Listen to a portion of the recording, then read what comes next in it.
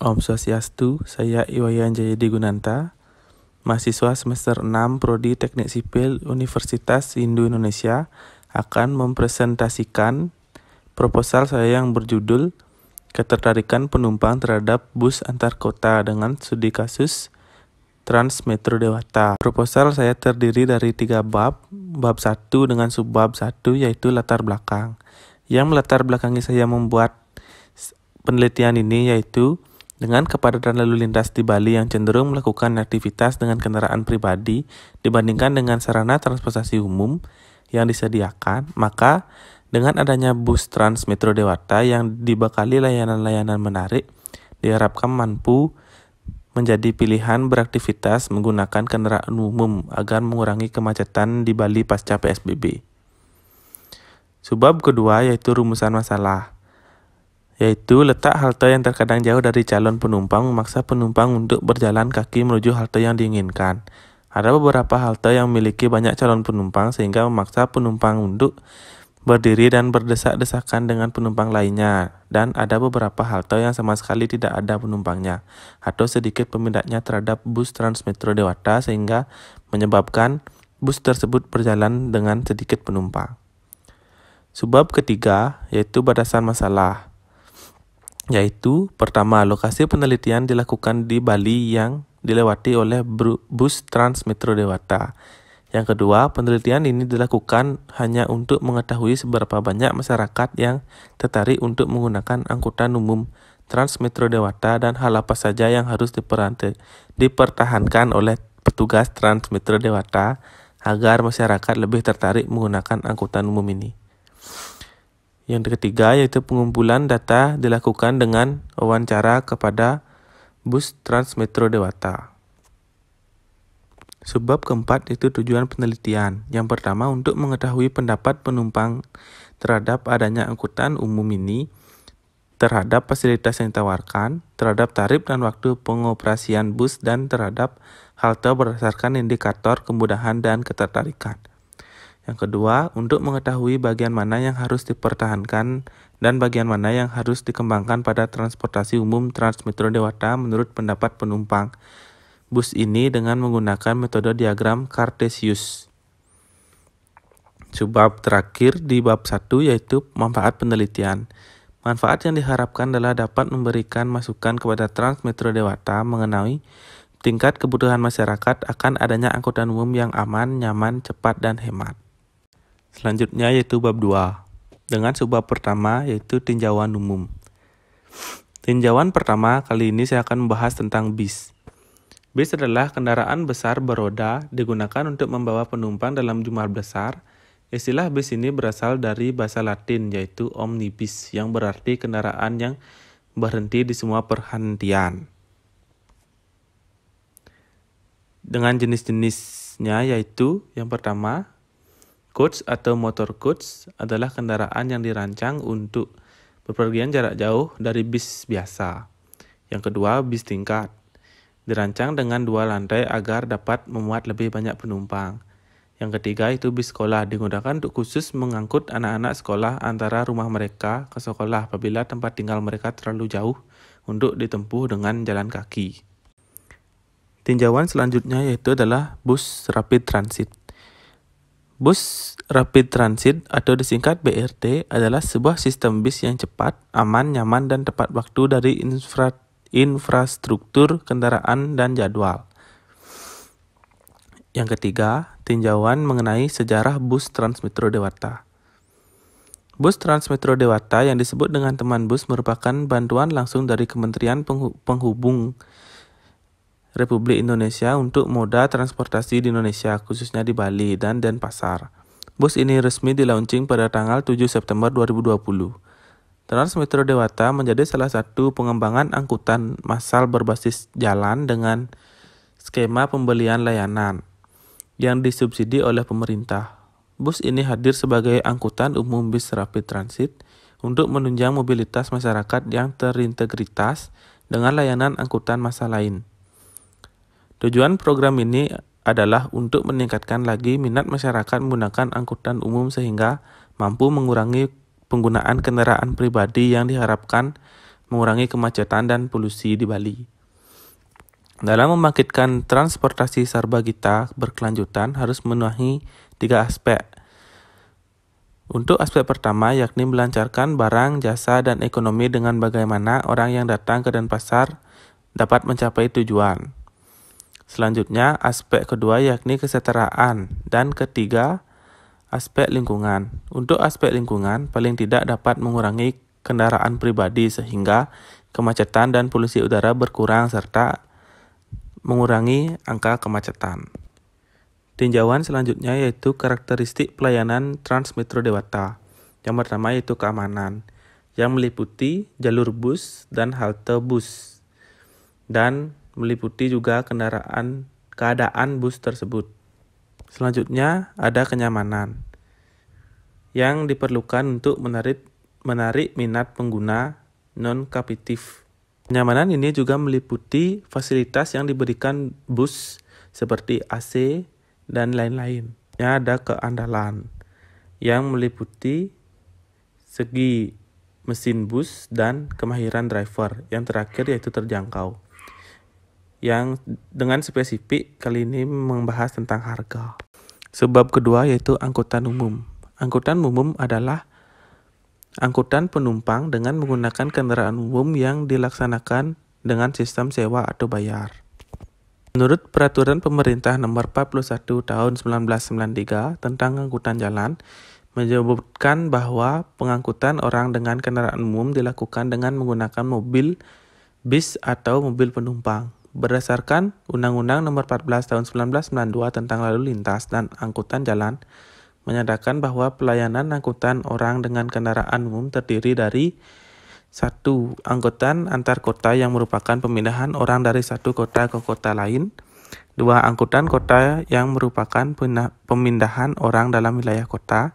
Ketiga, angkutan pedesaan yang merupakan pemindahan orang dalam atau antar wilayah pedesaan.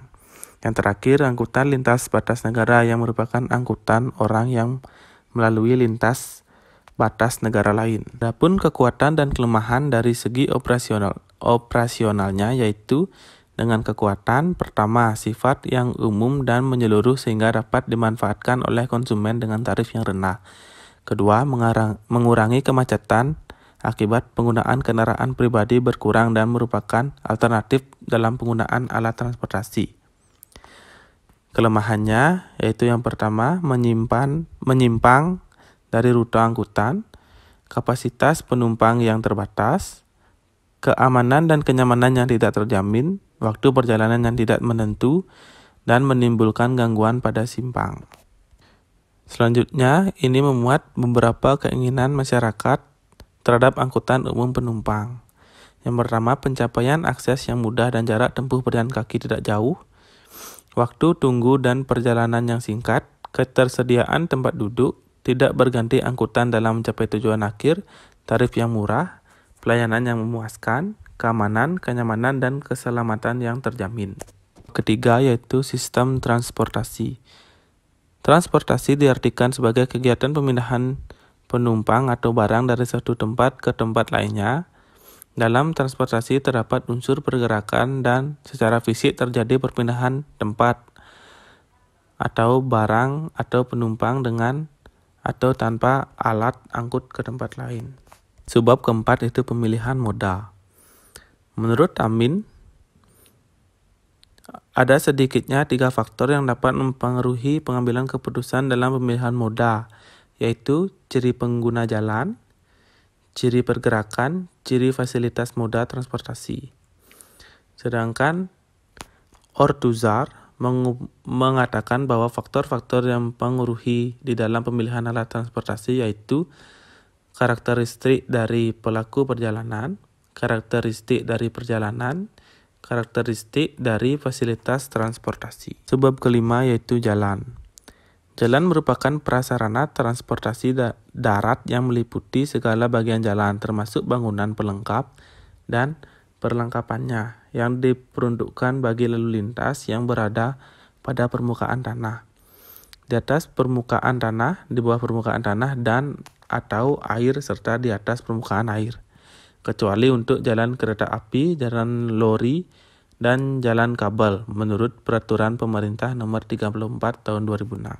Dan menurut Keputusan Menteri Perhubungan Nomor 65 Tahun 1993, fasilitas pendukung jalan meliputi pertama fasilitas halte, kedua fasilitas pejalan kaki, tiga fasilitas tempat istirahat, 4 fasilitas parkir pada badan jalan, 5 fasilitas penerangan jalan. Subbab ke-6, shelter atau tempat henti. Merupakan tempat henti bis kota yang dilengkapi dengan konstruksi pelindung bagi penumpang atau calon penumpangnya sehingga terhindar dari sengatan matahari maupun terpaan hujan. Beberapa fungsi shelter yaitu menaikkan penumpang atau barang serta menurunkan atau membongkarnya, dan sebagai tempat bis menunggu penumpang sampai waktu berangkat. Beberapa bentuk fasilitas tempat henti angkutan umum atau shelter antara lain, yang pertama curbside, yaitu tempat perhentian dengan memanfaatkan trotoar yang ada di sisi jalan. Dua, laybis, yaitu lakukan di lahan trotoar untuk bis sehingga dapat berhenti di sana. Dan yang terakhir yaitu bis shelter. Calon penumpang yang menunggu bis mendapatkan fasilitas tempat tunggu beratap yang memungkinkan terhindar dari sengatan matahari atau terpaan hujan. Bab 3. Dengan sebab pertama yaitu jenis atau desain penelitian. Penelitian ini merupakan penelitian deskriptif kuantitatif data yang diperoleh dalam penelitian data kualitatif yang berupa angka. Dalam penelitian ini, hubungan antara variabel bebas dan variabel terikat akan dianalisis dengan menggunakan distribusi frekuensi dengan mendeskripsikan atau menjelaskan data yang mendukung variabel yang digunakan dalam penelitian. Bab kedua yaitu populasi dan sampel. Populasi adalah wilayah generalisasi yang terdiri dari objek atau subjek penelitian yang mempunyai kualitas dan karakteristik tertentu oleh peneliti untuk dipelajari dan kemudian ditarik kesimpulannya. Menurut Sugiono, populasi dalam penelitian ini adalah seluruh pengguna Transmetro Dewata. Dalam sehari, pengguna jasa Transmetro Dewata rata-rata sebanyak 100 orang pasca lebaran. Yang kedua yaitu sampel. Sampel adalah bagian dari jumlah karakteristik yang dimiliki oleh populasi tersebut. Sampel yang digunakan harus dapat mewakili dan mencerminkan populasi yang ada. Penelitian ini menggunakan teknik accidental sampling, yaitu teknik penentuan sampel berdasarkan kebetulan, yaitu siapa saja yang secara kebetulan bertemu dengan peneliti dapat digunakan sebagai sampel bila dipandang orang yang kebetulan ditemui tersebut sesuai dengan sumber data. Jadi sampel dalam penelitian ini adalah orang atau pengguna yang kebetulan datang dan menggunakan Transmetro Dewata tersebut di waktu peneliti sedang melaksanakan penelitian. Subbab ketiga yaitu definisi operasional variabel penelitian. Yang pertama yaitu kualitas pelayanan.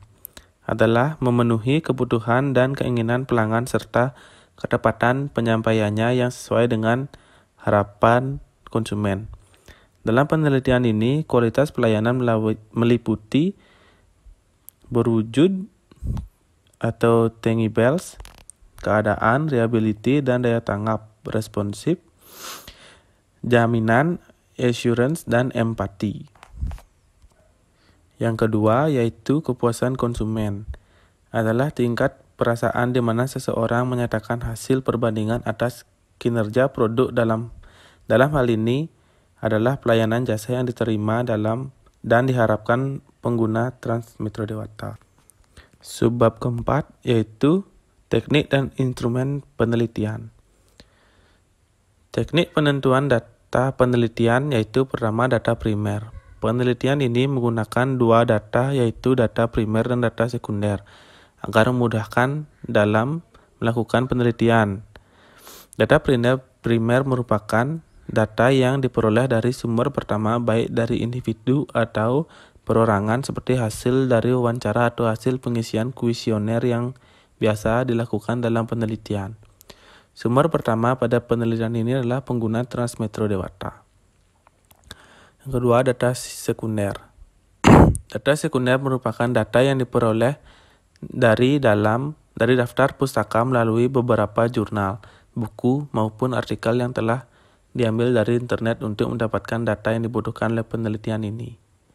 Sedangkan instrumen penelitian, dalam mendapatkan informasi yang valid maka diperlukan suatu teknik pengumpulan data yang tepat. Menurut Suharsimi Arikunto, mengatakan bahwa pengumpulan data adalah mengamati variabel yang akan diteliti dengan metode observasi, angket, dan dokumentasi. Pengumpulan data penelitian ini menggunakan metode wawancara, yaitu teknik pengumpulan data yang dilakukan dengan bertanya secara langsung kepada pengguna Transmetro Dewata untuk memperoleh data mengenai pelayanan dari Transmetro Dewata. Dan subbab terakhir yaitu validitas dan reliabilitas data. Uji validitas didapatkan dengan menggunakan rumus berikut dengan keterangan RXY sebagai angka korelasi antara X dan Y. X yaitu nilai total jawaban dari masing-masing nomor dan dari responden. Y yaitu total butir dari jawaban responden. Sigma X yaitu jumlah skor butir. Sigma Y yaitu jumlah hasil kali antara X dan Y. Dan N yaitu banyaknya partisipan uji coba. Dan selanjutnya yaitu uji reliabilitas yang didapatkan dari rumus berikut dengan keterangan sebagai berikut. Sekian presentasi dari saya. Atas perhatiannya, saya ucapkan terima kasih.